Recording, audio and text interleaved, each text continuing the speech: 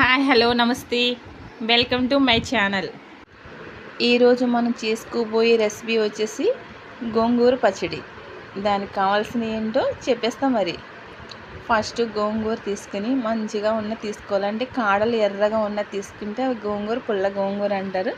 అది పుల్లగా ఉంటుంది. చాలా పచ్చడికైనా కర్రీకైనా చాలా బాగుంటుంది. ఆ గోంగూర నీట్గా క్లీన్ చేసుకుని ఆకులు మాత్రమే తుంచుకుని నీట్గా 4-5 టైమ్స్ క్లీన్ చేసుకోవాలి.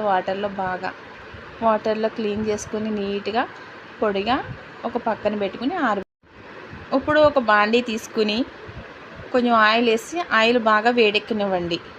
వేడెక్కిన తర్వాత ఆయిల్ కాగినాక ఆ ఆయిల్లో కడిగి శుభ్రపరుచుకున్న గోంగూర ఉంది కదా, అది నీట్గా ఆయిల్లో వేసుకుని ఇలా ఫ్రై చేస్తూ ఉంటే ఇలా చూపించే విధంగా వస్తుంది. ఇలా వచ్చిన దాన్ని ఒక పక్కకు పెట్టుకోండి. తర్వాత ప్రాసెస్ ఏంటో చెప్తా.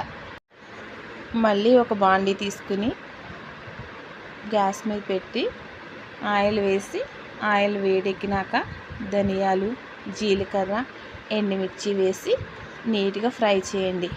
అవి బాగా గోల్డెన్ బ్రౌన్ కలర్లోకి వచ్చాక తీసి పక్కన అవి చల్లగా అయ్యాక ఒక మిక్సీ జార్ తీసుకుని మనం ముందుగా వేయించి పక్కన పెట్టుకున్న ధనియాలు, జీలకర్ర, ఎండుమిరపకాయలు వేసి దాంట్లో పచ్చి ఎల్లుల్లిపాయ కూడా ఒక 4 రెమ్మలు వేసి కొంచెం కచ్చాపచ్చాగా గ్రైండ్ చేయాలి. తర్వాత మనం ముందుగా ఉడికించుకు పెట్టుకున్న గోంగూర తీసుకుని దాంట్లో వేసి మళ్ళీ కొంచెం కచ్చాపచ్చాగా గ్రైండ్ చేయాలి. అలా 2-3 టైమ్స్ చేసిన తర్వాత అలా చేసిన తర్వాత మరి ఎంతో రుచికరమైన గోంగూర పచ్చడి అయితే రెడీ అవుతుంది. మీకు కావాలంటే కొంచెం ఆయిల్ వేసుకుని పోపు కూడా పెట్టుకోవచ్చు.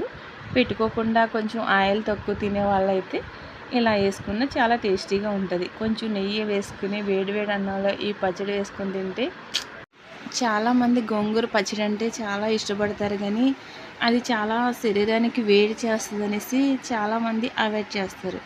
కానీ మనం అలాంటి గోంగూర పికిలు, ఆ పచ్చడి అలాంటి ఏం తిన్నా కానీ కొంచెం మజ్జిగ తాగినా సరే, కొంచెం పెరుగన్నం తిన్నా సరే మనకి చాలా వేడి చేసే విధానం ఏమి ఉండకుండా బాగుంటుంది.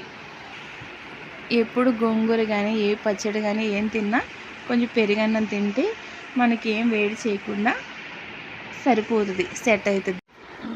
Thank you for watching this video. Like చేయండి, షేర్ చేయండి, సబ్స్క్రైబ్ చేయండి, కామెంట్ చేయటం మాత్రం మర్చిపోకండి. నెక్స్ట్ ఏ రెసిపీ కావాలో మీరు కామెంట్ చేస్తే మేము దాన్ని బట్టి రెసిపీస్ అనేవి చేస్తాం. Okay, boy friend.